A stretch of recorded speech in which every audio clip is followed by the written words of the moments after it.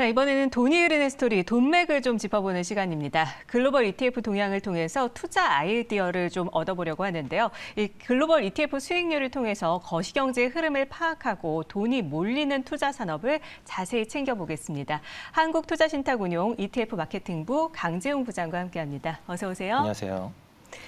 네, 이 글로벌 ETF 동향이 궁금한데요. 한 주 동안의 수익률이 좀 어땠을까요? 네, 일단 미국 증시부터 한번 한 주간 수익률 살펴보도록 하겠습니다. 월요일 종가 기준이고요. 최근에 이제 명확한 호재와 악재가 좀 부재한 가운데 지수별로 좀 차별화는 보였는데 전반적으로는 좀 지지부진한 흐름을 이어가고 있습니다. 다우존스 지수 같은 경우는 마이너스 0.72% 하락을 했고요. 기술주 중심의 나스닥 같은 경우는 플러스 1.39% 상승하면서 호황제 부재한 가운데 그래도 빅테크 실적이 좀 견조해서 안정적인 재무 상태 갖고 있는 빅테크 위주로 상승세를 좀 보인 것 같고요. 네. S&P 500 지수는 최근에 4,000에서 4,200선 사이의 박스권을 이어가고 있습니다. 거래량도 좀 감소를 했기 때문에 투자자들이 좀 어느 정도 관망 심리가 강해졌다는 모습을 좀 확인할 수가 있었습니다. 아직 이제 최근에 이제 연준의 금리 인상이 발표된 이후에 경기 침체와 관련된 뉴스 플로우가 좀 조금씩 나오고 있고요. 또 아직 끝나지 않은 미국의 지역은행 우려 같은 경우는 남아있기 때문에 이 같은 요인들이 좀 투자자들의 관망 심리를 좀 강화하는 요인으로 작용한 것으로 좀 보입니다. 네. 그리고 한편 이제 미국의 부채 한도 협상이 지금까지도 진전이 되지 못하고 계속해서 좀 난항을 겪고 있는데 이 같은 요인도 좀 불확실성을 좀 키울 수 있겠고요. 또 6월 1일 부채 한도 시한이 엑스데이트로 지금 추정이 되는데 지금 시간이 많지 않은 관계로 이제 바이든 대통령하고 이제 미국 공화당 지도부 간의 협상이 좀 어느 정도 진전이 돼야 이제 채권 금리도 추가적으로 하향 안정세를 좀 보일 것 같고요. 또 증시도 상승 모멘텀이 될 수 있을 것으로 좀 보고 있습니다. 국내 증시 간단히 말씀드리면 이제 최근에 경기 침체 우려와 2차 전지 테마들 약세를 보이면서 전반적으로 지수가 좀 하향 안정세를 좀 보였었고요. 네. 또 국내 증시도 호황제가 좀 부재한 가운데 관망세가 좀 짙어지면서 거래 대금이나 거래량도 소폭 감소하는 흐름을 좀 보여왔습니다. 특히 이제 2차 전지 테마를 이끌었던 개인들의 매수가 최근에 좀 꺾이면서 개인들도 관망 심리가 좀 강해질 수 있을 것으로 좀 보이고요. 그에 따라서 향후에 국내 증시도 다소 박스권 내에서 좀 지지부진한 흐름을 이어갈 것이라는 시장의 시각도 좀 늘어나고 있는 상황입니다. 네. 그리고 현지 시간으로 월요일 종가 기준으로 글로벌 ETF 시장에서 성과 상위 5개 살펴보도록 하겠습니다. 네. 주식형 같은 경우 상위권은 대체로 브라질 주식에 투자하는 ETF들이 상위권에 대부분 포진이 됐고요. 브라질 주식 ETF요. 네. 브라질 같은 경우는 이제 지난 3월 말에 브라질 정부가 이제 재정 준칙을 발표했습니다. 이에 따라서 시장이 좀 어느 정도 좀 안정세를 찾고 있고 상승세를 좀 지속을 하고 있고요. 이 재정 준칙은 이제 정부 지출 증가율을 좀 제한을 시켜서 재정 안정성을 확보하고 또 이런 안정성을 좀 지속하는 그런 평가가 좀 나오면서 브라질 증시가 이제 여타 신흥국 증시 대비해서 상대적인 강세를 최근에 좀 이어가고 있습니다. 네. 그리고 리튬 쪽도 좋지 않나요? 네, 맞습니다. 리튬 같은 경우는 최근에 5월부터 한 20% 정도 가격이 상승을 하면서 이 같은 리튬을 채굴하는 기업들 주식에 투자하는 ETF도 성과 상위권에 현재 랭크가 좀 되어 있습니다. 네. 그 다음 아래에는 이제 채권형이 나와 있고요. 채권형 같은 경우는 또 마찬가지로 신흥국 채권 ETF들이 상위권에 좀 들어와 있고요. 최근에 달러화 약세 추세가 좀 이어지고 있고 또 금리도 하향 안정세를 좀 보이면서 신흥국 통화 가치도 좀 올라오는 흐름을 좀 보이고 있습니다. 이에 따라서 외국인들도 신흥국에 좀 채권을 좀 매수하는 흐름도 좀 관찰이 되고 있고요. 그래서 최근까지 이제 뭐 여러 가지 신흥국 증시나 채권들의 가격세가 좀 올라오고 있는데 외국인들의 순매수세가 향후에 추가적인 이들 가격의 상승을 야기할 것이라는 시장의 시각도 늘어나고 있어서 신흥국 자산에 대한 어떤 긍정적인 시각은 유효해 보입니다. 네, 브라질 주식과 리튬, 채굴 기업 그리고 신흥국 주식이 채권형 ETF 좀 살펴보도록 해야 될 것 같은데요.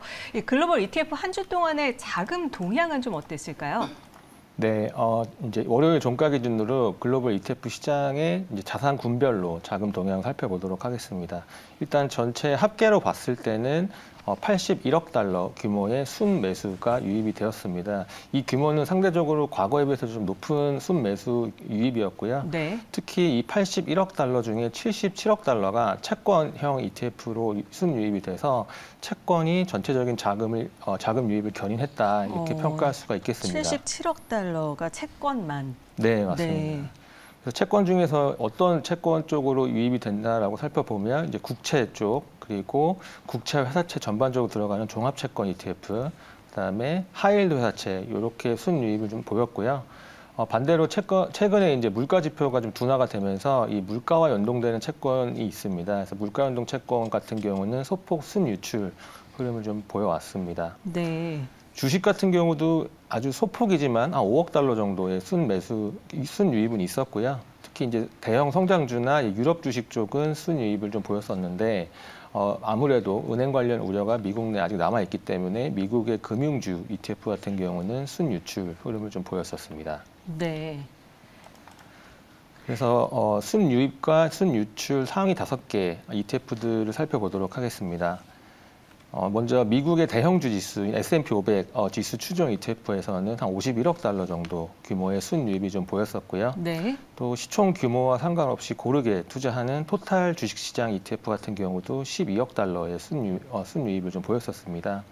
하지만 이 상위 5개 중에 이제 3개가 채권이 랭크가 될 만큼 채권 쪽에 상대적인 좀 선호도를 저희는 확인을 할 수가 있었고요. 또 채권 중에서 30년 만기 초장기 국채 ETF에 10억 달러 규모 순이익이 있어서 최근에 FOMC에서 금리 인상한 이후에 현재 기준금리가 고점일 것이라는 기대감이 이 같은 초장기 채권 순유입으로 이어졌다고 좀 확인을 할 수가 있었습니다. 뒤를 이어서 이제 순유출 상위를 살펴보면 이제 또 다른 S&P 500 지수 추종 ETF에서 좀 순유출이 있었고요. 그 외에도 이제 금융업종에 투자하는 ETF도 한 10억 달러 규모 순유출이 있어서 지역은행발 투자 심리 둔화가 어떤 금융업종에 대한 순유출로 연결이 되었다는 점도 확인을 할 수가 있었고, 그 외에 나스닥 지수 ETF에서도 소폭이지만 순유출세가 좀 있었습니다.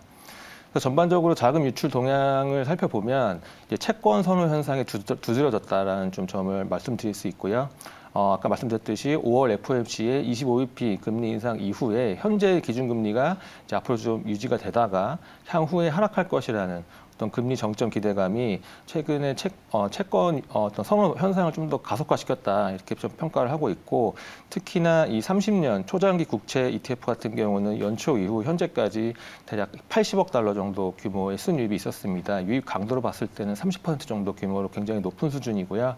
그래서 현지에서도 초장기 국채 투자에 대한 관심이 금리 정점 기대감과 함께 좀 커지고 있다, 이렇게 정리할 수 있겠습니다. 네, 글로벌 ETF 한 주 동안의 자금 동향 살펴봤는데 이번에는 이 국내 상장 ETF의 한 주 동안의 성과 동향도 좀 살펴볼까요? 네, 먼저 국내 상장된 ETF들 성과 상위 5개부터 살펴보면 주로 중국 전기차 혹은 2차 전지 관련 ETF들이었습니다. 최근에 중국 리오프닝에 대한 어떤 경기 회복 기대감도 좀 있고요. 그리고 아까 말씀드렸듯이 리튬 가격이 반등세를 좀 보이면서 중국 전기차 관련 기업들의 주식이 최근에 상승세를 좀 보여왔던 흐름을 알 수 있고요.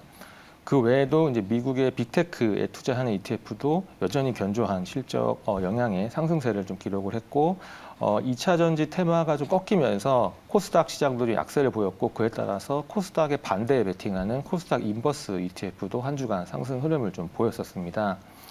반대로 성과 하위 5개 ETF를 살펴보겠습니다. 말씀드렸듯이 코스닥이 약세를 보이면서 코스닥 상승에 베팅하는 코스닥 레버리지 ETF의 하락세가 가장 컸고요. 그리고 2차 전지 관련 테마도 약간 좀 안 좋은 흐름을 보이면서 2차 전지 레버리지 ETF도 마이너스 9%대 다소 큰 폭의 하락을 보였었습니다. 당분간 이제 2차 전지 테마는 관련 종목들의 개별적인 이슈들이 좀 있기 때문에 변동성이 좀 높은 모습을 좀 보일 수가 있어서 앞으로 성과 상위나 아니면 하위권에 2차 전지 관련 테마들의 좀 랭크가 좀 전망이 될 수 있겠습니다. 네, 2차 전지 테마는 변동성이 높기 때문에 더 주의 깊게 지켜보도록 해야겠습니다. 자, 국내 ETF 한 주 동안의 자금 동향은 어땠는지 좀 짚어주시죠. 네, 매매 주체별로 봤을 때 개인 매매 동향부터 살펴보도록 하겠습니다. 개인들의 순매수 상위 5개를 차트에 가져왔는데요. 이제 가장 높았던 순매수 같은 경우는 레버리지 ETF, 코스피와 코스닥 레버리지 ETF에 대략 한 1,400억 원 정도 개인들은 순매수를 했습니다. 최근에 조정을 어떤 저가 매수 기회로 활용해서 레버리지 ETF 매수에 나선 모습으로 좀 보이고 있고요. 2차 전지 테마가 최근에 약세를 보였는데 관련 이제 약세를 또 저가 매수 기회로 활용해서 2차 전지 관련 이제 소재, 부품, 장비, 소부장 기업들에 투자하는 ETF가 있습니다. 이 소부장 ETF에도 꾸준하게 최근 들어 저가 매수세가 유입이 좀 되고 있는 흐름을 보였고, 또 아까 말씀드렸듯이 미국 초장기 국채들에 대한 어떤 금리 고점 기대감에 국내에서도 개인들이 국내 증시 상장된 이제 미국 초장기 국채 ETF에도 한 100억 원 규모 순매수를 한 주간 보였었습니다. 그 아래 순매도 상위 5개 나와 있는데요. 이제 증시가 조금 떨어졌기 때문에 인버스에 대한 성과가 좀 좋았고, 그래서 이 인버스 ETF에서 차익 실현 매물이 좀 많이 나왔습니다. 그래서 총 합쳐서 한 1,700억 원 정도 인버스 ETF에서 차익 실현 성격의 순매도세가 관찰이 되었고요. 또 빅테크에 투자하는 ETF나 차이나 전기차 ETF도 수익률이 최근에 좀 개선이 많이 되면서 이 또한 또 차익 실현 성격의 자금 유출로 좀 판단이 좀 되고 있습니다. 그리고 이제 개인들 외에 기관이나 외국인들의 ETF 매매 동향 같은 경우 지난 한 주간 큰 폭의 어떤 변화는 없었기 때문에 따로 기재하지는 않았습니다. 네, 이제 신규 상장 ETF 어떤 것들이 매력적일지 소개를 좀 해주시죠. 네, 이제 요번 주 16일이었죠. 네, 국내 증시에 4개 신규 ETF가 상장이 되어서 소개를 해드리도록 하겠습니다. 네. 총 4개고 해외 주식형이 2개, 해외 채권이 1종, 그다음에 해외 단기금리 추정형이 또 1개 해서 총 4개 상장이 되었고요. 먼저 첫 번째로 말씀드릴 건 이제 한국투자신탁 운용의 에이스 테슬라 밸류체인 액티브 ETF입니다. 뭐 다들 너무나 잘 아시는 글로벌 전기차 1위 업체인 테슬라 주식에 주로 투자를 하고, 또 테슬라의 밸류체인 생태계에 포함되어서 성장의 수혜를 같이 누릴 수 있는 이제 밸류체인 기업들에도 분산 투자하는 액티브 주식형 ETF라고 좀 말씀을 드릴 수 있겠습니다. 두 번째는 타임폴리오 자산운용의 글로벌 AI 인공지능 액티브 ETF입니다. 작년부터 챗 GPT 공개 이후에 어떤 AI 기술에 대한 관심이 시장에서 굉장히 좀 높아지면서 이 같은 투자 수요를 좀 부응하기 위해서 AI를 모티브로 한 액티브 ETF를 타임폴리오에서 출시를 했고요. 네. 주로 글로벌 AI 관련 하드웨어나 소프트웨어 관련 기업들 이제 주식 20개 정도에 선별해서 투자를 할 계획입니다. 또 세 번째는 이제 아까 말씀드렸던 미국의 초장기 국채 외에도 이번에는 이제 유럽 쪽에 초장기 국채 투자하는 ETF가 신규로 상장이 되었습니다. 그래서 NH아문지 자산운용의 하나로 유로존 국채 25년 플러스라는 ETF고요. 유로존의 10개 국가가 발행한 만기 25년 이상의 유로화로 표시된 국채에 투자하는 합성형 ETF입니다. 그래서 이제 미국뿐만이 아니라 유럽 쪽에서도 금리 고점 기대감이 좀 커진다면 이 같은 초장기 국채에 대한 관심도 유효하다는 생각을 하고 있고요. 마지막은 이제 최근에 이제 운용사별로 하나씩 좀 출시를 했었는데요. 미국의 초단기 금리인 소퍼 금리를 추정하는 ETF가 KB자산운용에서 이번에 신규로 상장을 했습니다. 그래서 KB스타 미국 달러 소퍼 금리 액티브 ETF라고 하고요. 이제 소퍼 금리는 미국의 무위험 지표 금리로 좀 불리고 있는데 환은 노출이 돼 있기 때문에 일간 단위로 복리로 이자는 수치를 하지만 원달러 환율에는 오픈이 돼 있어서 금리 변동과 환율 변동이 동시에 순자산 가치에 반영이 되는 ETF라고 이해하시면 좋을 것 같습니다. 네, 전기차, AI, 유로존 등등 신규 상장 ETF 살펴봤는데 주목할 만한 ETF 어떤 것들이 있는지 짚어주시죠. 네, 제가 오늘 말씀에서도 몇 번 이제 말씀드렸었는데 당분간 시장에서 이제 주식시장에 대한 변동성이나 아니면 관망세 때문에 거래량이 좀 줄어서 특별한 움직임이 좀 보기 어려울 것 같습니다. 하지만 채권 쪽에서는 지금 현재 기준금리나 시장금리의 수준이 굉장히 좀 고점인 것이라는 기대감, 반대로 얘기하면 채권 가격이 좀 바닥일 것이라는 기대감도 기저에 좀 깔려 있는데요. 그에 따라서 향후에 채권 금리가 횡보를 하다가 하락을 하게 되면 가장 많은 자본 차익이 기대되고, 또 횡보할 경우에는 인컴도 3% 중반대로 좀 높게 좀 지급할 수 있는 초장기 국채 투자에 대한 말씀을 좀 드리도록 하겠습니다. 그래서 현재 이제 차트를 보시면 왼쪽에 미국의 30년 국채금리 같은 경우는 지금 3.8%에서 상단을 좀 확인을 하고 있고요. 그리고 오른쪽에 미국 선물 시장에 반영된 기준금리 전망치도 올해 연내로 인하할 것이라는 시장 기대가 좀 커지고 있기 때문에 이 같은 미국의 초장기 국채 투자는 현재도 굉장히 유효하다는 말씀 좀 드릴 수 있겠습니다. 네, 오늘 준비된 소식은 여기까지입니다. 돈벌자와 함께 여러분의 주머니가 두둑해지는 그날까지 1111 11시 11분에 다시 찾아와 주시죠. 저는 여기서 물러가겠습니다. 함께해 주신 여러분 진심으로 고맙습니다.